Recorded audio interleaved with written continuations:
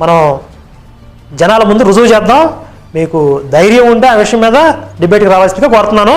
ఇవన్నీ పక్కన పెడితే ఇంతకుముందు చెప్పా కదా, ఆయన ఉరి తగిలించుకున్నారు, ఆయన ఉచ్చులు బిగించుకున్నారు అని చెప్పి.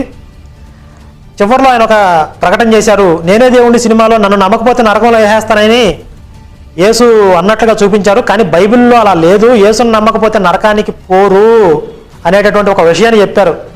అది విని నేను వెంటనే షాక్ అయ్యానంటే విజయప్రసాద్ గారు కూడా, ఆయనలో కూడా కొంత మానవత్వం మేల్కొంది, కామన్ సెన్స్ పనిచేస్తుంది ఆయనకు కూడా.